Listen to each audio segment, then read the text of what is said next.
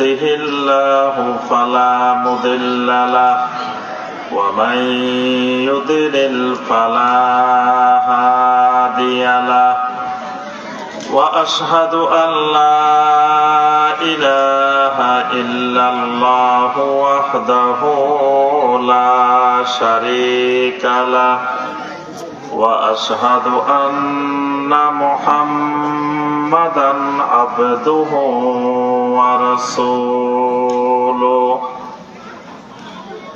يا أيها الذين آمنوا اتقوا الله حق تقاته ولا تموتن إلا وأنتم مسلمون يا أيها الناس اتقوا ربكم الذي خلقكم من نفس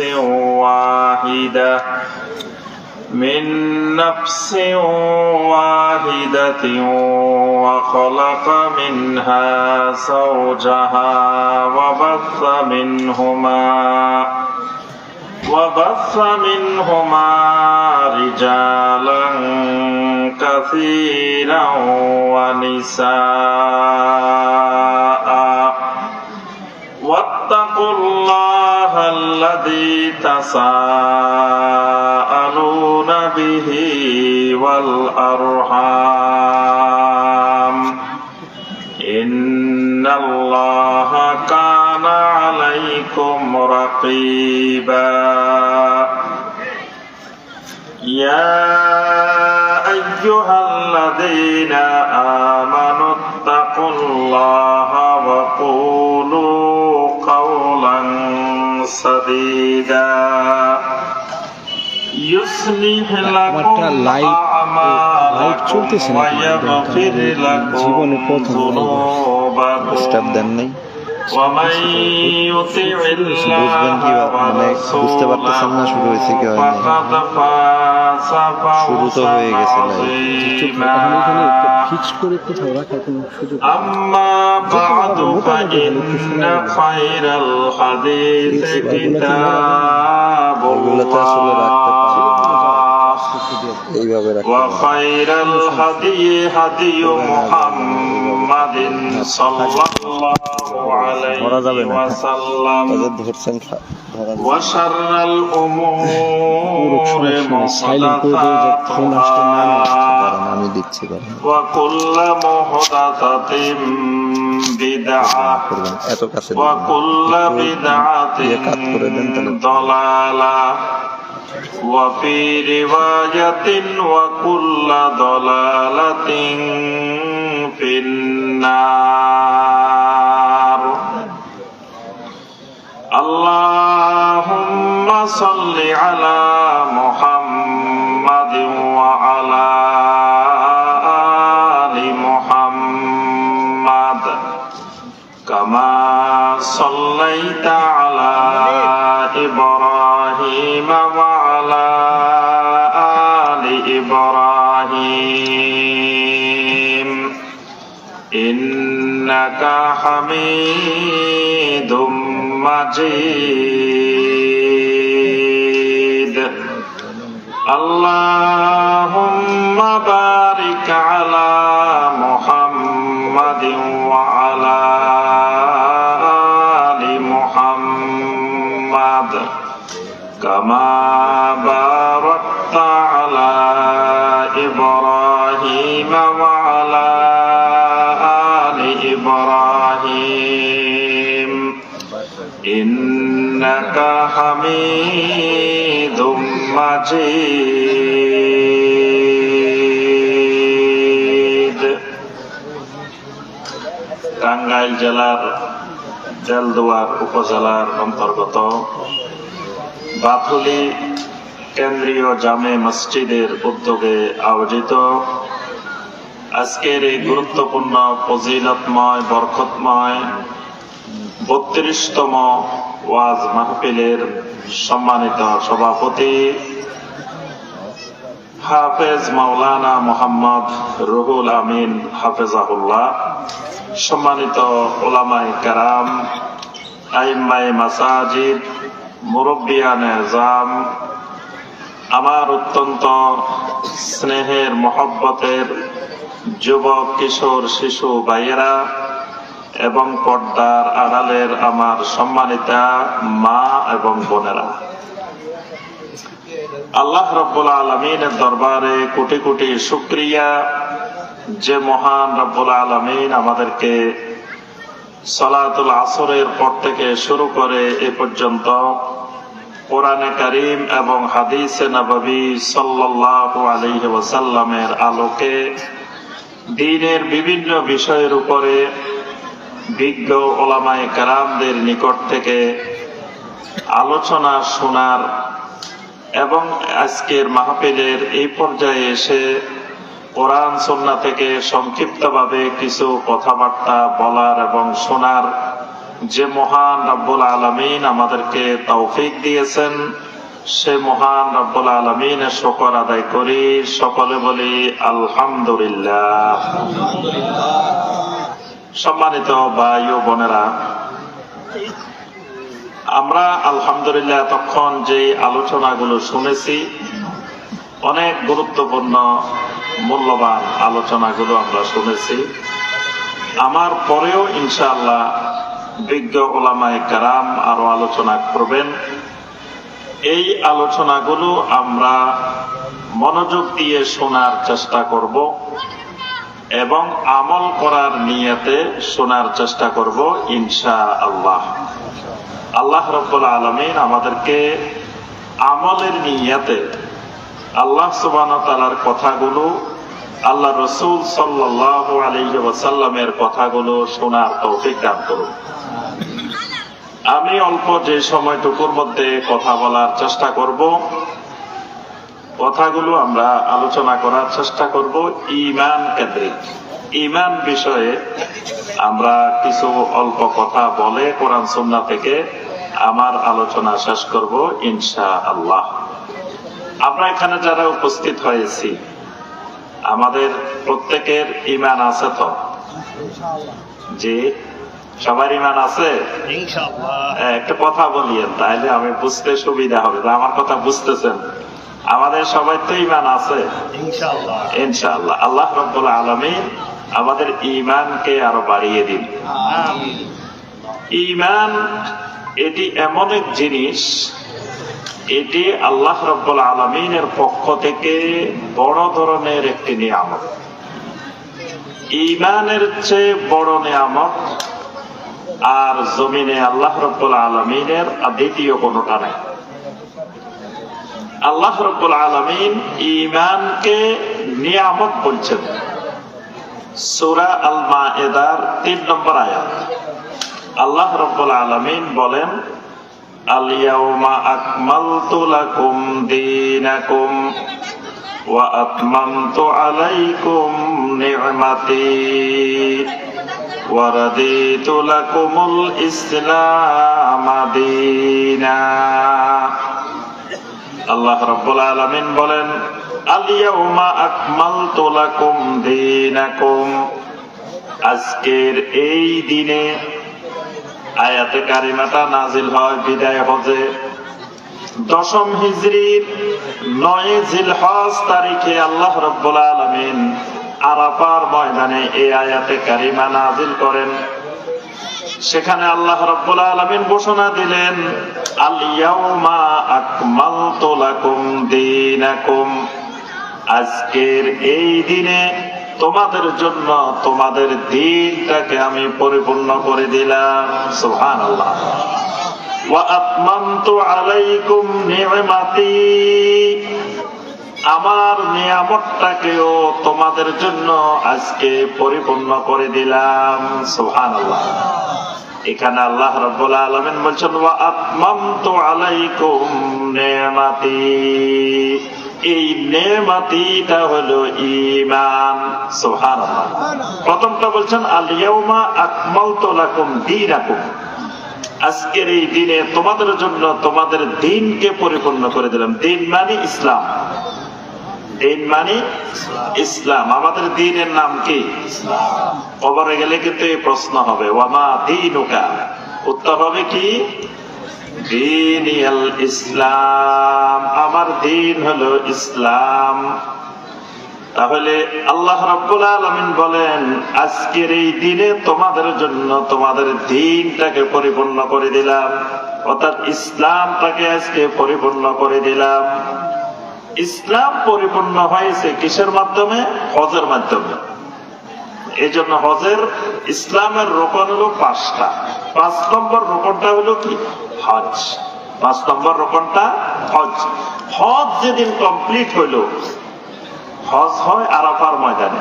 এই আরাফার ময়দানে যখন হজটা কমপ্লিট হয়ে গেছে, তখন আল্লাহ রাব্বুল আলামিন ঘোষণা দিলেন, আল-ইয়াউমা আকমালতু লাকুম দীনাকুম, আজকের এই দিনে তোমাদের জন্য তোমাদের দিনটাকে, ইসলামটাকে আমি পরিপূর্ণ করে দিলাম। সুবহানাল্লাহ। ওয়া আতমামতু আলাইকুম নি'মাতি, এই হজের মাধ্যমে ইসলাম যেমন পরিপূর্ণ হয়েছে, ঠিক একইভাবে ঈমানটাও আজকে পরিপূর্ণ হয়ে গেছে। সুবহানাল্লাহ। ঈমান কেমনে পরিপূর্ণ হয়েছে? ঈমানের মৌলিক উপাদান হলো 3টি। 1 নম্বর উপাদান হলো ঈমানটা সাক্ষী দিতে হয়, ঘোষণা দিতে হয়, শাহাদা। ঈমানটা প্রথম শুরু হয় শাহাদার মাধ্যমে। একজন মুসলিম আপনার কাছে আসছে, ভাই আমারে মুসলিম বানাই দেন। কেমনে মুসলমান বানাইবেন? কালেমা পড়াইতে হবে। কালেমাটা একটু আমরা সবাই পড়ি, আশহাদু আল্লা ইলাহা ইল্লাল্লাহু ওয়াহদাহু লা শারীকা লাহু ওয়া আশহাদু আন্না মুহাম্মাদান আবদুহু ওয়া রাসূলুহু। সুবহানাল্লাহ। এই কালেমার ঘোষণা দেওয়ার সাথে সাথে লোকটা মুসলিম হয়ে গেছে, আমার মুসলমান ভাই হয়ে গেছে। নবী সাল্লাল্লাহু আলাইহি ওয়াসাল্লামের চাচা, অত্যন্ত প্রিয় চাচা আবু তালেব, যে আবু তালেবের কথা আমরা সবাই জানি, আবু তালেবের সবাই চিনি। ওই আবু তালেবের মৃত্যুকালীন সময়ে নবী সাল্লাল্লাহু আলাইহি ওয়াসাল্লাম চাচারে বললেন, ইয়া আম্মি কুল লা ইলাহা ইল্লাল্লাহ, চাচারে লা ইলাহা ইল্লাল্লাহটা ঘোষণা দেন, আপনি সাক্ষী দেন, দুনিয়ার মানুষের সামনে ঘোষণাটা শোনাই দেন, লা ইলাহা ইল্লাল্লাহর এই ঘোষণা দিয়ে দেন। দিলে কি হবে? উহাজ্জু লাকা বিহা ইনদাল্লাহি ইয়াউমাল কিয়ামাহ, কিয়ামতের দিন আমি আল্লাহ রাব্বুল আলামিনের সামনে এই কালেমাটাকে আপনার জন্য দলিল হিসাবে উপস্থাপন করব। সুবহানাল্লাহ। আমি আমার আল্লাহর সামনে বলবো, আল্লাহ আমার চাচা আবু তালেব এই কালেমার সাক্ষী দিছে, ঘোষণা দিছে। কিন্তু আবু তালেব অনেকক্ষণ চিন্তা ভাবনা করি, চারিদিকে তাকাই, একবার আবু জাহেলদের মুখের দিকে তাকায়, একবার বাতিজার মুখের দিকে তাকায়, অনেকক্ষণ পরে বলে উঠলো, আনা আলা মিল্লাতি আব্দুল মুত্তালিব, আমি এই কালেমার ঘোষণা দিলাম না, আমি আমার বাপ দাদা যে পথে গেছে আমিও সেই পথেই আছি। নাউজুবিল্লাহ। তার সামনে জান্নাত এসে গেছে, তার সামনে জান্নাত, খালি কালেমার ঘোষণাটা দিবে আর জান্নাতে ঢুকে যাবে।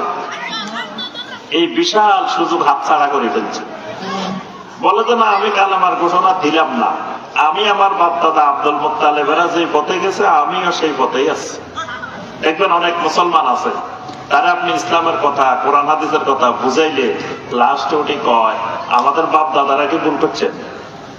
আমাদের বাপ দাদা 14 গোষ্ঠী এমনি করিয়া আছে, আমরাও বাপ দাদা যেমনি করছে আমরাও এমনি করবো, এরকম অনেক মুসলমান কয় না?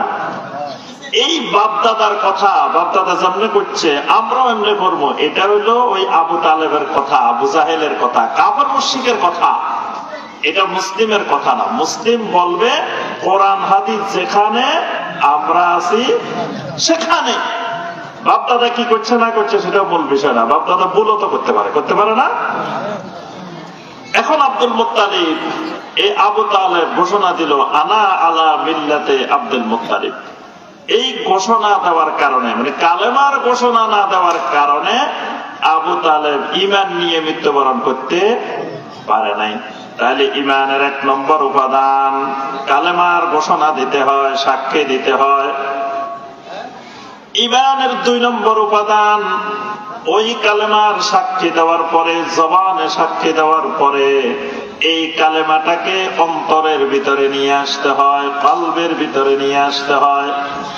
1 নম্বর হলো ইকরার বিল লিসান, 2 নম্বর হলো তাসদীক বিল জানান, এটাকে অন্তরের ভিতরে ঢুকাইতে হয়। মুনাফিকরা জবানে কালেমার ঘোষণা দিত, কিন্তু অন্তরের ভিতরে ওই কালেমা ঢুকাইতো না।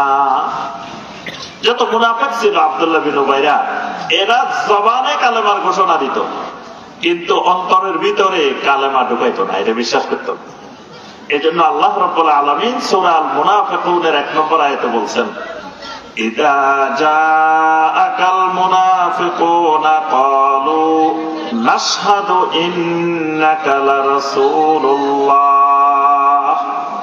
মুনাফিকরা যখন আপনার কাছে আসে তখন বলে ওঠে ইন্নাকা লারাসূলুল্লাহ, অবশ্যই অবশ্যই আপনি আল্লাহর রাসূল। জবানে বলে অবশ্যই আপনি আল্লাহর রাসূল। ওয়াল্লাহু ইয়ালামু ইন্নাকা লারাসূলু, আল্লাহ রাব্বুল আলামিন ভালো করে জানেন আপনি আল্লাহ রাব্বুল আলামিনের রাসূল। ওয়াল্লাহু ইয়াশহাদু ইন্নাল মুনাফিকিনা লাকাযিবুন, আল্লাহ রাব্বুল আলামিন বলেন আমি আল্লাহও সাক্ষী দিতেছি ওই মুনাফিকগুলা জবানে যেটা বলে এদের অন্তরের ভিতরে এটা নাই, এরা বড় মিথ্যাবাদী। তাহলে এই মুনাফিকরা জবানে সাক্ষী দিত, কিন্তু অন্তরে সেটা থাকতো না। তাহলে বোঝা গেল জবানে সাক্ষী না দিলেও ইমানদার হয় না। আবু তালেব জবানে সাক্ষী দেয় নাই, না দেওয়ার কারণে ইমানদার হতে পারে নাই। আবার জবানে সাক্ষী দিল কিন্তু অন্তরে বিশ্বাস করল না, তাহলেও কিন্তু ইমানদার হওয়া যায় না। তাহলে ইমানদার হওয়ার জন্য কয়টা উপাদান এ পর্যন্ত পাওয়া গেল? 2টা। 1 নম্বর পাওয়া গেছে জবানে সাক্ষী দিতে হবে, 2 নম্বর পাওয়া গেল অন্তরে বিশ্বাস করতে হবে। এখন আমার জবান যদি কালেমার সাক্ষী দেয়, কাজে কর্মে গন্ডগোল থাকে, বিশ্বাসের মধ্যে যদি গন্ডগোল থাকে, কাজে কর্মেও হবে গন্ডগোল।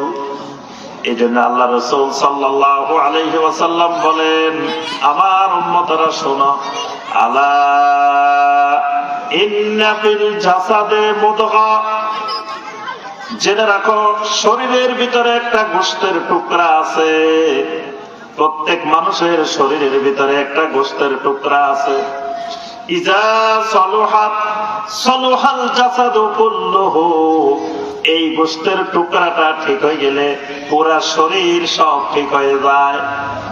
ওয়াইদা ফাসাদাত, এটা যদি গন্ডগোল হয়, এটা যদি নষ্ট হয়ে যায়, ফাসাদাল জাসাদু কুল্লুহু, তাহলে তার পুরা শরীর গন্ডগোল দেখাতে সব নষ্ট হয়ে যায়। আলা ওয়াহিয়াল কলব, জেনে রাখো ওই জিনিসটার নাম হলো, ওই গোশতের টুকরাটার নাম হলো কলব, অন্তর। তাহলে ঈমানটা থাকে কোথায়? কলবের মধ্যে, অন্তরের ভিতরে। এখন যদি ঈমানটা বিশুদ্ধ হয়ে যায়, আপনার আমার সবগুলা কাজকর্ম বিশুদ্ধ হয়ে যাবে। ঈমানের ভিতরে যদি এলাম দেওয়ার মতো কিছুই ছিল না, কিন্তু সাহাবায়ে কেরামের কোনদিন ফজরের জামাত তাকবীরে উলা মিস হইতো না। ঘড়ি নাই, মোবাইল নাই, অ্যালার্ম নাই, কিছু নাই, মাইকের আজান নাই। আজকে এক মসজিদে আজান দিলে অনেক দূর পর্যন্ত মাইকে শোনা যায়। সাহাবায়ে কেরামের সময় মাইকও নাই। আবার আমাদের হাতে, সবার হাতে ঘড়ি, সাহাবায়ে কেরামের হাতে ঘড়িও নাই। সাহাবায়ে কেরামদের ঘরের ভিতরে মোবাইলও নাই, অ্যালার্ম দেওয়ার মতো কিছু নাই। কিন্তু সাহাবায়ে কেরামদের ফজরের সালাতে কোনোদিন তাকবীরে উলা মিস হইতো না।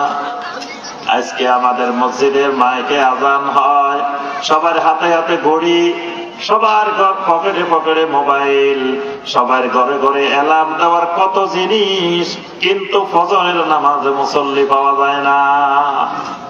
আপনাদের মসজিদে জুমার নামাজে মুসল্লি বেশি না ফজরে বেশি?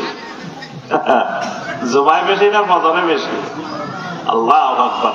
মসজিদ একটা 3 তলা 4 তলা, জুমার দিন মসজিদে জায়গা হয় না, বাহিরে রাস্তাঘাটে পর্যন্ত মানুষ নামাজ পড়ে, কিন্তু ফজরের নামাজে ওই মসজিদে এক কাতারও পূরণ হয় না। কোন কোন মসজিদে ইমাম সাহেব আর মুয়াজ্জিন সাহেব ছাড়া কোনো মুসল্লি নাই। জিজ্ঞাসা করা হলে, ভাইজান ফজরের নামাজে মুসল্লি নাই, এত বড় মসজিদ কেন? হুজুর জানেন না, জুমার দিন কিন্তু জায়গা হয় না। তাহলে মসজিদ এটা বানানো হয়েছে জুমার নামাজের জন্য, এটা ফজরের নামাজের জন্য না, এটা জুমার নামাজের জন্য। এটা কি আমাদের আলামত যে মুসলমানেরা মসজিদ বানায়, বিশাল বিশাল মসজিদ বানায় জুমার নামাজের জন্য, বাকি সময় এত বড় মসজিদ লাগে না। তাহলে এখন কথা হলো, আজকে ঘড়ি আছে, অ্যালার্ম আছে, মোবাইল আছে, এত কিছু আছে, তারপরেও ফজরের নামাজে মুসল্লি নাই। ওই সময় কিছু না থাকার পরেও ফজরের নামাজের মুসল্লি জুমার চাইতে বেশি। তাহলে পার্থক্যটা কোন জায়গায়? পার্থক্যটা মূল ঘটনাটা হলো ঈমান। সাহাবায়ে কেরামদেরকে যে জিনিস জাগাই দিত ওই জিনিসের নাম ঈমান। তাদের ঈমান ছিল এত শক্তিশালী, ঈমানই তাদেরকে জাগাই দিত। আজকে ঈমান এত দুর্বল হয়েছে, ঈমান নিজেই উঠতে পারে না, কি আপনারে তুলবো?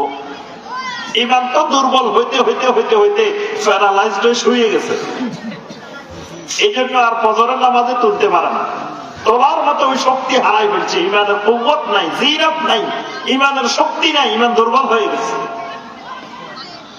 তাহলে আমার ভাইয়েরা এবং বোনেরা, ওই অন্তরের ভিতরে যেই জিনিস থাকবে ওইটা আমার কাজে কর্মে পরিণত হবে।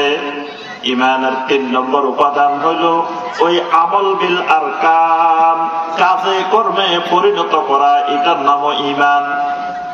তাহলে ঈমানের মৌলিক উপাদান পাইলাম কয়টা? কি আপনারা আমার কথা তখন বুঝছেন? ঈমানের মৌলিক উপাদান পাইছি কয়টা? 3টা। 1 নম্বর, জবানে সাক্ষী দিতে হয়। 2 নম্বর, এই সাক্ষীটাকে অন্তরে বিশ্বাস করতে হয়। 3 নম্বর, কাজে কর্মে পরিণত করতে হয়। 3টাই ঈমান। আমরা মূল কথা ছিল ওই আরাফার ময়দানে। আরাফার ময়দানে আল্লাহ রাব্বুল আলামিন বলছেন, আল-ইয়াউমা আকমালতু লাকুম দীনাকুম, আজকের এই দিনে তোমাদের জন্য তোমাদের দিনটাকে পরিপূর্ণ করে দিলাম। দিন মানে হলো ইসলাম। ইসলাম পরিপূর্ণ হয়েছে কিসের মাধ্যমে? হজের মাধ্যমে। পাশাপাশি আল্লাহ রাব্বুল আলামিন বলে দিলেন, ওয়া আতমামতু আলাইকুম নি'মাতি, আজকের এই দিনে তোমাদের উপরে আমার নিয়ামতটাকেও পরিপূর্ণ করে দিলাম। সুবহানাল্লাহ। এখন নিয়ামত মানে কি বলছি? পরে বলে গেছেন। নিয়ামত মানে কি বলছিলাম? ঈমান। নি'মাতি, আল্লাহর নিয়ামত, আমার নিয়ামত। আল্লাহ বলতেছেন আমার নিয়ামত মানে কি? ঈমান। ঈমানটাকে আল্লাহ পরিপূর্ণ করছেন। এই ঈমানটা কেমনে পরিপূর্ণ হলো? ওই আমল যখন পরিপূর্ণ হয়, এটাও ঈমানের অন্তর্ভুক্ত। এজন্য এতদিন পর্যন্ত হজের আমলটা বাকি ছিল, এজন্য ঈমান পরিপূর্ণ হয় নাই। যখন হজের আমলটাও হয়ে গেছে, এবার আল্লাহ রাব্বুল আলামিন বলে দিলেন, ওয়া আতমামতু আলাইকুম নি'মাতি, আজকে আমার নিয়ামতটা, ঈমানটাও তোমাদের জন্য সম্পূর্ণ করে দিলাম। সুবহানাল্লাহ। আমার ভাইরা এবং বোনেরা, ঈমান হলো জমিনে আল্লাহর বড় নিয়ামত। যেই লোকটা ঈমান পাইছে, এই লোকটা জমিনে সবচেয়ে বড় নিয়ামত পাইছে। ঈমানের চাইতে বড় নিয়ামত জমিনে দ্বিতীয় কোনটা নাই। আমাকে আপনাকে আল্লাহ পাক ঈমান দিবেন, এটা আল্লাহর সবচেয়ে বড় নিয়ামত। এই জন্য ইমানদার কোনোদিন ফকির হয় না, ইমানদার কোনোদিন নিঃস্ব হয় না, ইমানদার কোনোদিন গরিব হয় না। ইমানদারের কাছে যেই সম্পদ, এই সম্পদের দাম এত বেশি, সারা দুনিয়া বিক্রি করলেও ইমানের দাম হবে না। আমাকে আপনাকে যদি বলে ভাই তোমার দুনিয়ার সব দিয়ে দিব, তুমি তোমার ইমানটা দাও, কে কে দিবেন? দিয়ে দিবেন ইমান? সে কথা কয় না, দিবেন? দুইজনেরই আল্লাহ রাব্বুল আলামিন দুনিয়া দেন।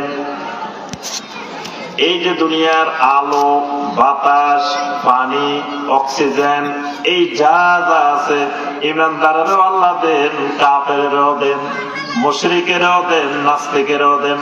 দেন না? আল্লাহ কাফের মুশরিকের জন্য আলো, বাতাস, পানি সব বন্ধ করে রেখেছে। এটা ইমানদারেরও দেন, আবার কাফের মুশরিকেরও দেন। আল্লাহ রাব্বুল আলামিন টাকা পয়সা, ধন সম্পদ ইমানদারেরও দেন, কাফের মুশরিকেরও দেন।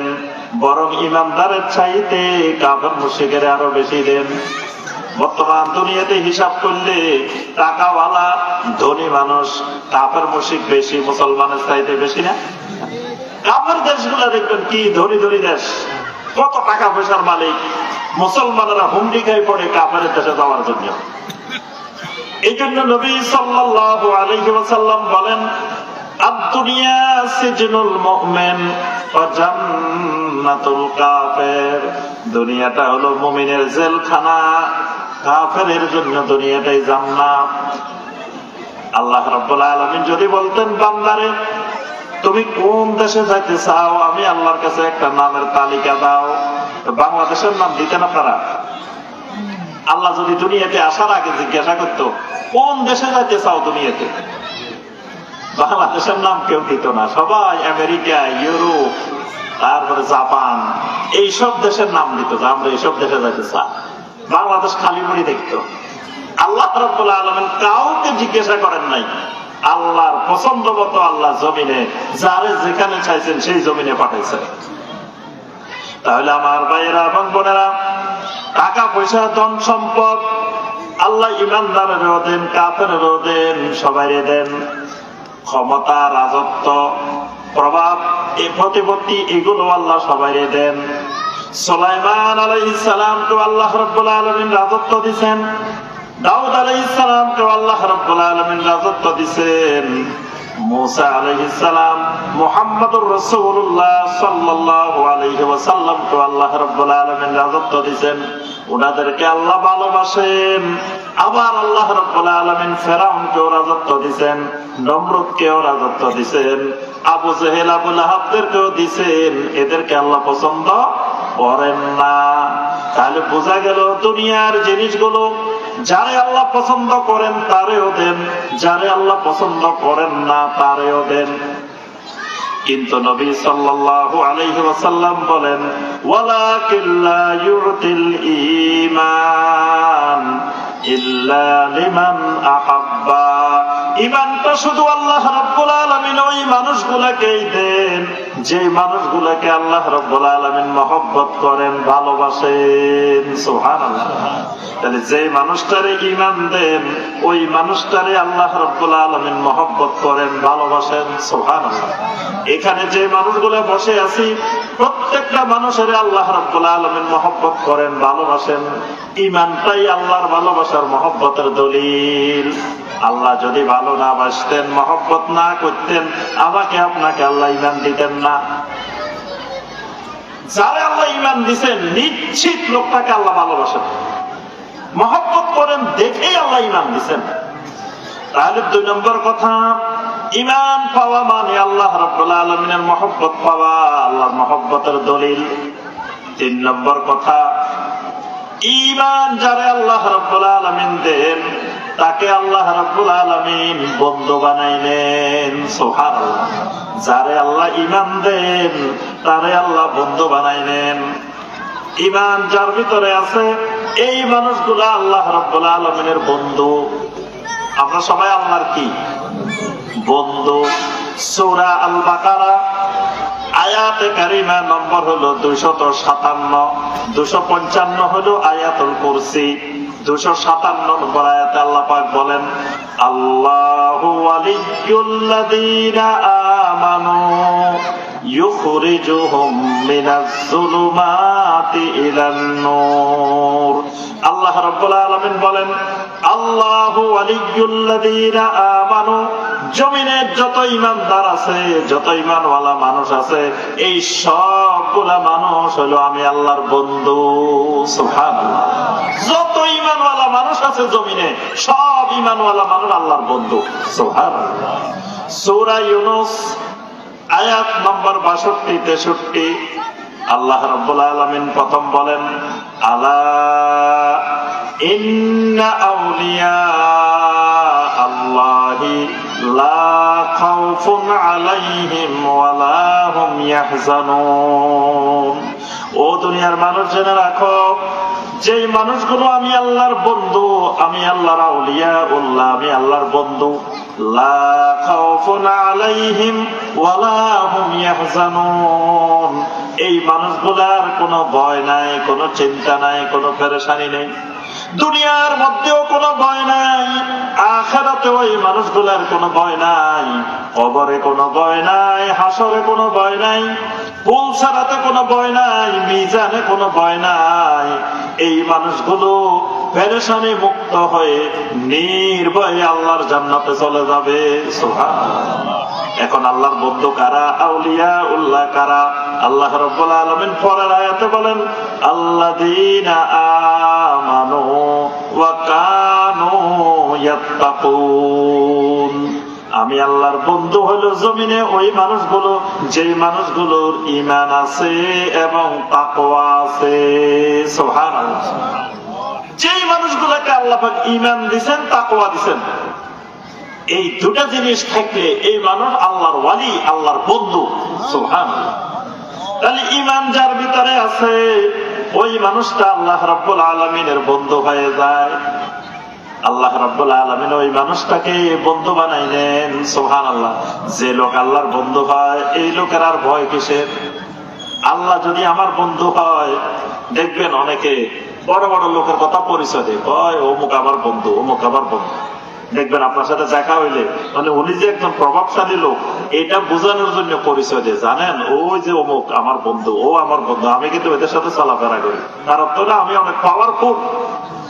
তো জমিনে যে মানুষগুলোর বন্ধু হয়ে যায় আল্লাহ রাব্বুল আলামিন, এই লোকের মতো পাওয়ারফুল জমিনে আর কে?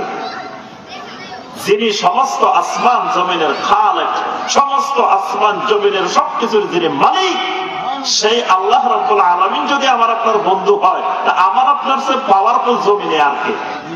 সুবহানাল্লাহ। ঈমান থাকলে আল্লাহ রাব্বুল আলামিন তাদেরকে কি বানান? বন্ধু বানাইলেন।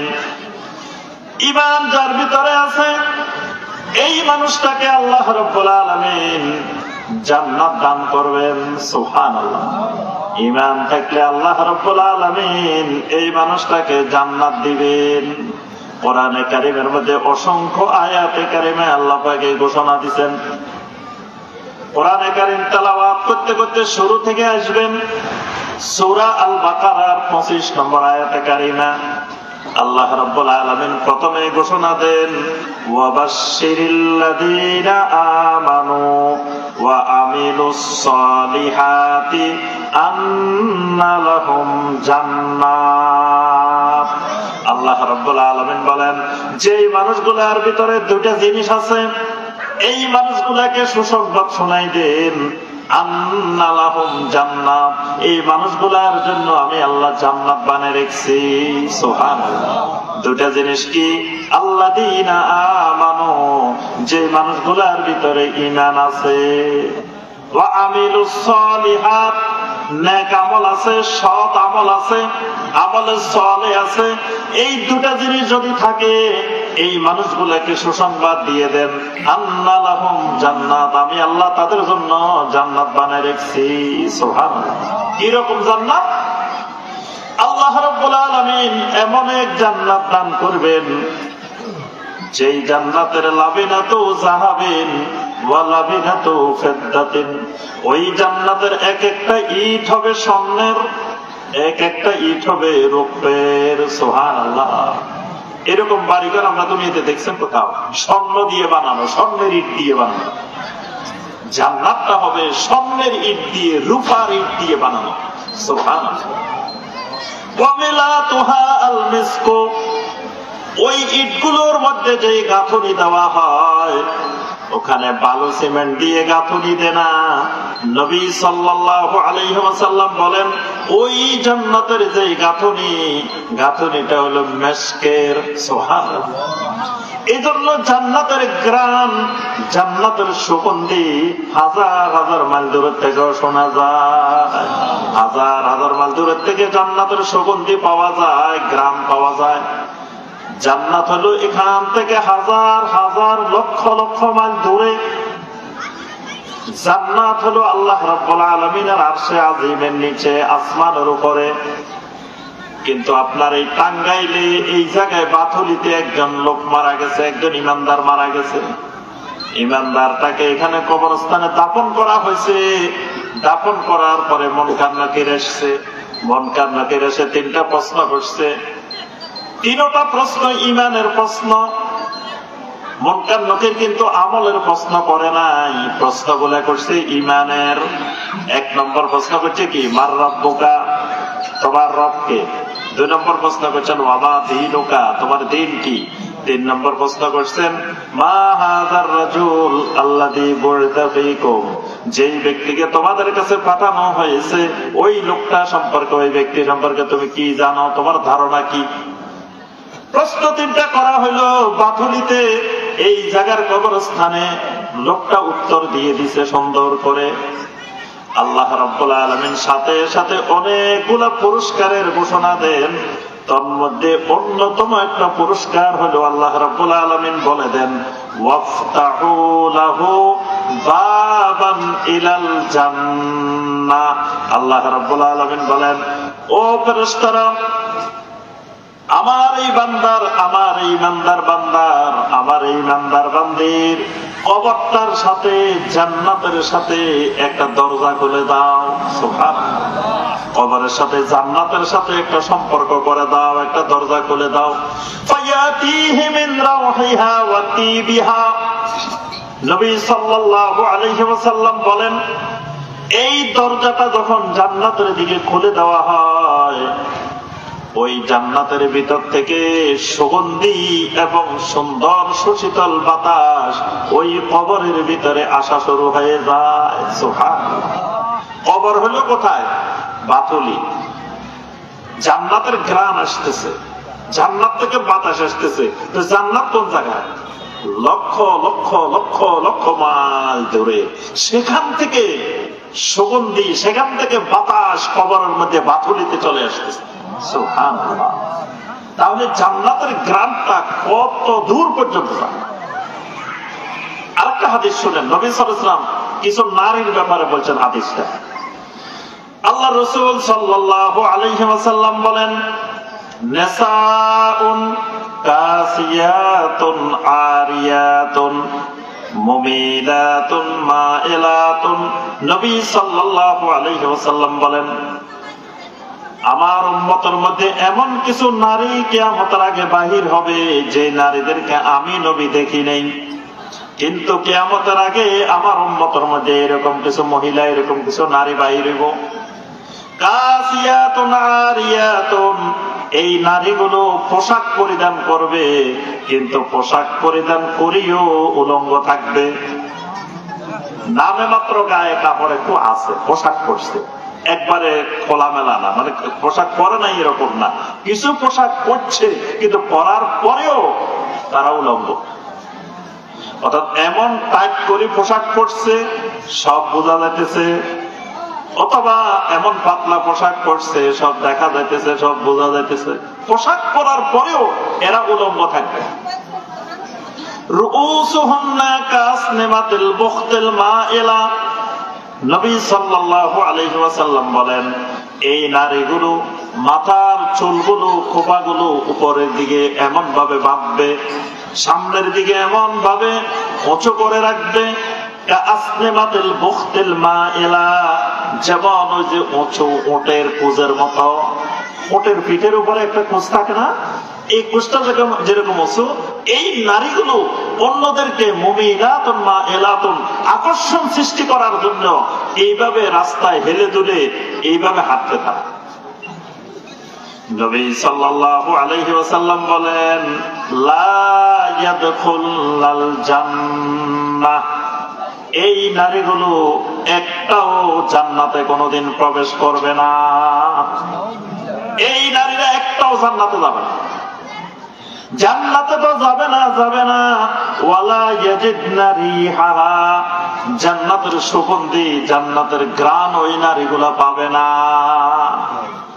যদিও জান্নাতের সুগন্ধি, জান্নাতের ঘ্রাণ, ওয়াহিয়া মাসিরাতু কাযা ওয়া কাযা, অনেক দূর পর্যন্ত জান্নাতের সুগন্ধি পাওয়া যায়, কিন্তু এই নারী জান্নাত থেকে এত দূরে থাকবে যেখানে জান্নাতের সুগন্ধি তো যাবে না, জান্নাতের ঘ্রাণও পাবে না। তাহলে এমন এক জান্নাত আল্লাহ ইমানদারকে দিবেন যেই জান্নাতের সুগন্ধি, জান্নাতের ঘ্রাণটা হাজার হাজার মাইল দূরে পর্যন্ত শোনা যায়, পাওয়া যায়। সুবহানাল্লাহ, এমন এক জান্নাত আল্লাহ রাব্বুল আলামিন দিবেন। ওয়ালাকুম ফিহা মা তাশতাহি আনফুসুকুম ওয়ালাকুম ফিহা মা তাদউন। আল্লাহ রাব্বুল আলামিন বলেন, জান্নাতি মনে যা চাইবে, যা করতে চাইবে, যা খাইতে চাইবে, যা পান করতে চাইবে, আল্লাহ রাব্বুল আলামিন সব কিছুর ব্যবস্থাপনা ওই জান্নাতের ভিতরে রেখে দিয়েছেন। সুবহানাল্লাহ। দুনিয়াতে কোনো কিছু খাইতে চাইলে বাজার করে আনা লাগে, রান্না বান্না করতে হয়, কষ্ট করে রেডি করতে হয়। জান্নাতের ভিতরে কষ্ট করে বাজারে গিয়ে আনা লাগবে না, কষ্ট করে রান্না বান্নাও করা লাগবে না, গাছের থেকে কষ্ট করে ফলটা ছিঁড়াও লাগবে না। এরকম সোফার মধ্যে হেলান দিয়ে বসে মনে চাইতেছে আমি এই ফলটা খামো, ফলটা অটোমেটিক আমার সামনে চলে আসতেছে। সুবহানাল্লাহ। দুনিয়ার ফল খাইলে এক কামড় দিলে প্রথম কামড়ে যেরকম স্বাদ, এই ফলটা পুরাটাই থাকে এক রকমের স্বাদ। একটা আম, আগাগোড়া আমটা এক রকমের স্বাদ, একটা আপেল পুরাটাই এক রকমের স্বাদ, একটা পেয়ারা পুরাটাই এক রকমের স্বাদ। কিন্তু জান্নাতের ফলগুলো আল্লাহ রাব্বুল আলামিন এমন ভাবে বানাইছেন, একটা ফলের ভিতরে এক কামড়ের মধ্যে এক স্বাদ। সুবহানাল্লাহ। প্রথম কামড় দিচ্ছেন এক স্বাদ, দ্বিতীয় কামড় দিচ্ছেন আরেক স্বাদ, তৃতীয় কামড় দিচ্ছেন আরেক স্বাদ। এক ফলের ভিতরে রং বেরঙের স্বাদ। সুবহানাল্লাহ। আল্লাহ রাসূল সাল্লাল্লাহু আলাইহি ওয়াসাল্লাম বলেন, ইন্না আহলাল জান্নাতি ইয়াকুলুনা ওয়া ইয়াশরাবুন ওয়ালা ইয়াবুলুনা ওয়ালা ইয়াতাগাওয়াতুন। ওই জান্নাতের ভিতরে জান্নাতীরা ইচ্ছা মতো খাইবে, ইচ্ছা মতো পান করবে। এখন আমাদের উচ্চতা কতটুকু? একজন কতটুকু লম্বা? 3 হাত 3.5 হাত লম্বা না? এখন আপনারা যখন জান্নাতে যাইবেন একজন কয় হাত লম্বা হইবে বলেন তো দেখি? এই জান্নাতে যাবেন তো সবাই ইনশাআল্লাহ। আল্লাহ পাক আমাদের সবাইকে আহলুল জান্নাহ বানাই দেন। এখন জান্নাতে যখন যাবেন তখন কি এরকম 3 হাত থাকবেন? কয় হাত থাকবেন? 60 হাত। লম্বা কত? 60 হাত। এখন 3 হাত মানুষের পেটটা যত বড়, 60 হাত মানুষের পেট কি আরো বড় হবে না? অনেক বড় হয়ে যাবে। আমরা যখন 3 হাতের মানুষ 60 হাত হয়ে যাবো, তো পেটও তো এখন যদ্দূর আছে আরো বড় হয়ে যাবে না? জান্নাতের ভিতরে যা ইচ্ছা তা খাইবেন, যা ইচ্ছা তা পান করবেন। কিন্তু নবী সাল্লাল্লাহু আলাইহি সাল্লাম বলেন, জান্নাতে সব আছে, একটা জিনিস নাই। কি জিনিস নাই? টয়লেট নাই। জান্নাতে কি নাই? টয়লেট নাই। বিপদের কথা না? সাহাবায়ে কেরাম বলে উঠলেন, ইয়া রাসূলুল্লাহ সাল্লাল্লাহু আলাইহি ওয়াসাল্লাম, ফামা বালুত তাআম, তাহলে যে আমরা খাবো, খাবারের কি হবে? সাহাবায়ে কেরাম মনে মনে কয়, আহারে, মনে করলাম জান্নাতে গেলে মনের মতো ইচ্ছা মতো খামো আর খামো। এখন আল্লাহ রাসূল সাল্লাল্লাহু আলাইহি ওয়াসাল্লাম বললেন জান্নাতের ভিতরে টয়লেট নাই, তাহলে পরিস্থিতিটা কি দাঁড়াবে? তাহলে খাবো কেমনে? আর নবী সাল্লাল্লাহু আলাইহি ওয়াসাল্লাম বলেন, তুমি উদর ভর্তি করে, পেট ভর্তি করে খাইবা, খাওয়ার পরে তুমি খালি একটা ঢেকুর দিবা, ওই ঢেকুরের সাথে সাথে যা খাইছো সব হজম হয়ে গেছে। সুবহানাল্লাহ। প্রস্রাব পায়খানা লাগবে না, খাওয়ার পরে একটা ডেকোর দিবা, ডেকোরে তোমার সব হজম। দুনিয়ার মধ্যে ডেকোর দিলে ডেকোরে একটা খারাপ গন্ধ আসে, কিন্তু জান্নাতীরা যে ডেকোরটা দিবে ওই ডেকোরের মধ্যে মেশকে আম্বরের গ্রাম থাকবে। সুবহানাল্লাহ। জান্নাতীদের শরীর থেকে হালকা হালকা মৃদু মৃদু ঘাম বাইর হবে, এই ঘামগুলোর ভিতরেও মেশকের গ্রাম থাকবে। সুবহানাল্লাহ। শরীরের ঘামগুলোর মধ্যে কোনো দুর্গন্ধ থাকবে না, মেশকের গ্রাম থাকবে। সুবহানাল্লাহ। আবার ভাইরা এবং বোনেরা, ওই জান্নাত আল্লাহ কাদেরকে দিবেন? কাদেরকে দিবেন? ইমানদারদেরকে। কাদেরকে দিবেন? ইমানদারদেরকে। তাহলে ইমান থাকলে আল্লাহর এই জান্নাতও পাওয়া যাবে। ইমান যার ভিতরে আছে এই মানুষটা জমিনের মধ্যে সবচাইতে সম্মানিত মানুষ, এই মানুষটা জমিনের মধ্যে সবচাইতে সেরা মানুষ, সৃষ্টির মধ্যে সবচাইতে শ্রেষ্ঠ মানুষ। যে মানুষটার কাছে ঈমান নাই এই মানুষটা জমিনের মধ্যে সবচাইতে নিকৃষ্ট মানুষ। আল্লাহ রাব্বুল আলামিন সূরা আল বাইয়িনার 6 এবং 7 নম্বর আয়াতে আল্লাহ পাক বলেছেন, ইন্নাল্লাযীনা কাফারু মিন আহলিল কিতাবি ওয়াল মুশরিকিনা ফী নারি জাহান্নাম খালিদিনা ফীহা উলাইকা হুম শাররুল বারিয়া। যেই মানুষগুলা কুফরি করে, যেই মানুষগুলা কুফরি করে, যে মানুষগুলার ঈমান নাই এই মানুষগুলা উলাইকা হুম শাররুল বারিয়া, জমিনের মধ্যে সবচাইতে নিকৃষ্ট মানুষ। কুকুরের চাইতেও নিকৃষ্ট, শিয়ালের চাইতেও নিকৃষ্ট, যত প্রাণী আছে সকল প্রাণীর মধ্যে নিকৃষ্ট প্রাণী। ইন্নাল্লাযীনা আমানু ওয়া আমিলুস সালিহাতি উলাইকা হুম খায়রুল বারিয়া। যে মানুষগুলার ঈমান আছে, আমলে সালেহ আছে, এই মানুষগুলা হলো জমিনের মধ্যে সেরা মানুষ। সুবহানাল্লাহ। খায়রুল বারিয়া, সৃষ্টির মধ্যে সবচাইতে সেরা যে মানুষগুলার মধ্যে ঈমান আছে। তাহলে আমার ভাইরা এবং বোনেরা, আমাদের এই ঈমানটা নিয়ে কবরে যাওয়া লাগবে। ঈমানটা নিয়ে কোথায় যেতে হবে? ঈমান দুনিয়াতে রাখি যাবেন না কবরে নিয়ে যাবেন? যদি ঈমানটা নিয়ে কবরে যাই তাহলে এতক্ষণ পর্যন্ত যা বললাম এই নিয়ামত পাওয়া যাবে। যদি ঈমান নিয়ে কবরে না যায় তাহলে এই আল্লাহর এই নিয়ামতের কিছুই পাওয়া যাবে না। এই জন্য জানাজার নামাজে আমরা আল্লাহর কাছে দোয়া করি। কি দোয়া করি? আল্লাহুম্মা মান আহইয়াইতাহু মিন্না ফা আহইহি আলাল ইসলাম ওয়া মান তাওয়াফফাইতাহু মিন্না ফাতাওয়াফফাহু আলাল ঈমান। কি আপনাদের দেশে এটা পড়েন না? জানা যায়। হ্যাঁ, এটার মধ্যে আমরা কি বলি? আল্লাহুম্মা মান আহইয়াইতাহু মিন্না, আয় আল্লাহ আপনি আমাদের মধ্য থেকে যাদেরকে বাঁচাই রাখবেন, আল্লাহ ছাড়া কেউ বাঁচাই রাখার ক্ষমতা নাই। আল্লাহ যাকে চাইবেন তাকে বাঁচাই রাখবেন। আল্লাহ বাঁচাই রাখতে চাইলে দুনিয়ার কোন শক্তি কেউ আমার মারতে পারবে না। এই জন্য আল্লাহর কাছে দোয়া করতে হয়, আল্লাহুম্মা মান আহইয়াইতাহু মিন্না, আয় আল্লাহ আপনি আমাদের মধ্য থেকে যাদেরকে বাঁচাই রাখবেন, ফা আহইহি আলাল ইসলাম, আমাদেরকে বাঁচাই রাখেন ইসলামের উপরে। ওয়া মান তাওয়াফফাইতাহু মিন্না, যখন আপনি আমাদেরকে মৃত্যুটা দিবেন, ফাতাওয়াফফাহু আলাল ঈমান, তখন আমাদের মৃত্যুটা দিবেন ঈমানের উপরে।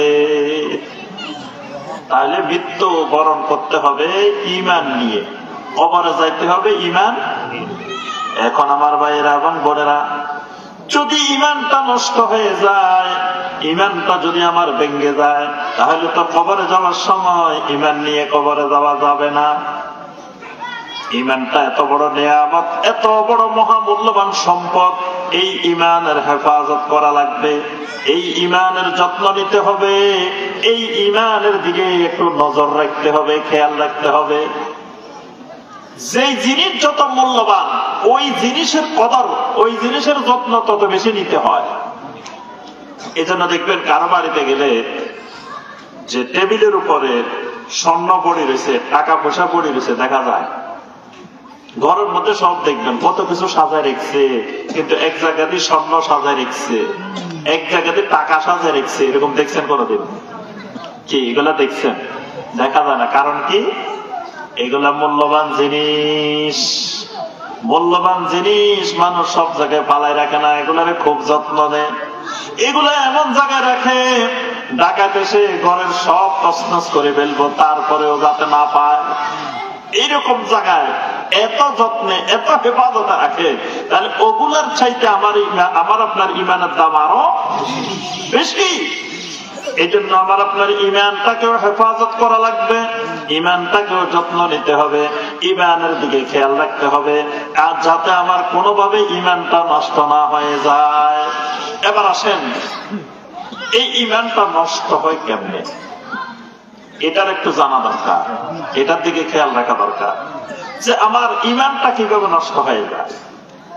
ঈমানটা যদি নষ্ট হয়ে যায় তো আমার দুনিয়াতে আসা সবে বৃথা, সব বরবাদ।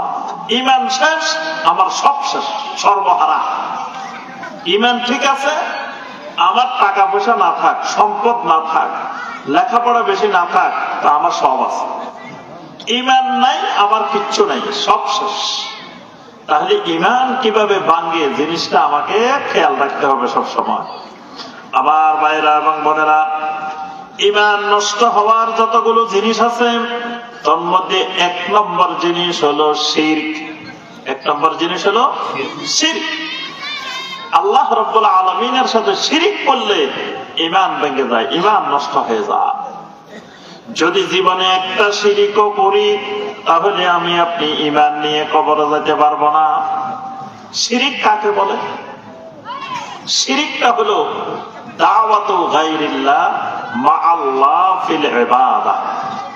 আল্লাহর ইবাদতের মধ্যে গায়রুল্লাহকে আল্লাহর সাথে সম্পৃক্ত করলে এটার নাম হয় শিরক। আল্লাহ রাব্বুল আলামিনের যত ইবাদত, এই সব ইবাদত করা লাগবে একমাত্র আল্লাহর জন্য। আল্লাহ ছাড়া কারো জন্য যদি একটা ইবাদত করা হয় তাহলে আমার আপনার ঈমান শেষ, ঈমান নষ্ট হয়ে যাবে।